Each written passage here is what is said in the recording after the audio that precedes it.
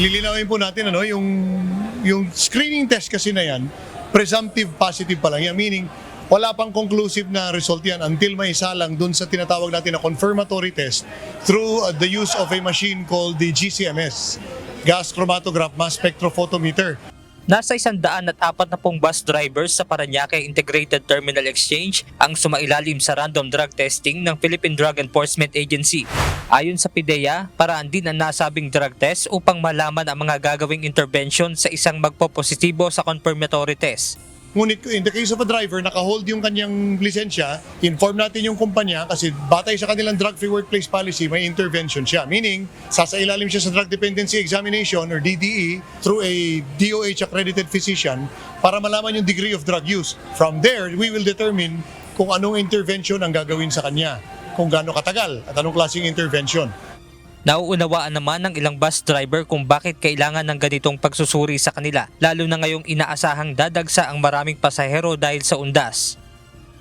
Malaking halaga po itong drug test po sa ngayon dahil para po sa mga safety namin mga pasahero, para na rin po sa seguridad namin. Okay lang po, maganda yung para normal lang yung biyahe.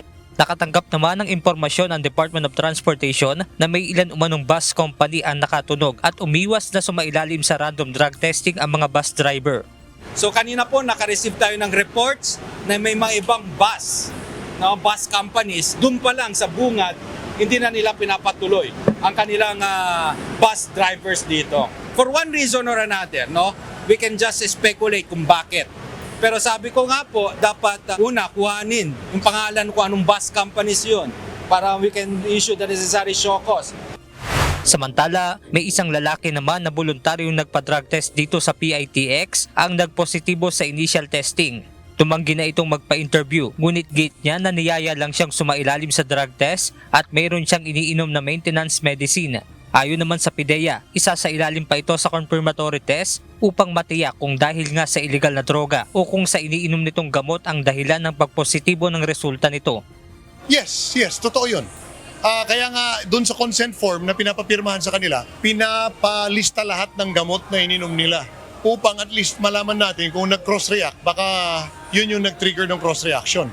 But it can also be very likely na gumamit din ng droga, malalaman natin through a confirmatory test.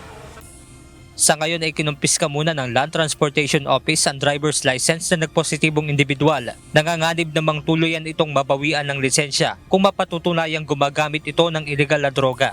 Kapag nag-positive po yan based sa confirmatory test by PIDEA, again, we have to turn over yan sa police.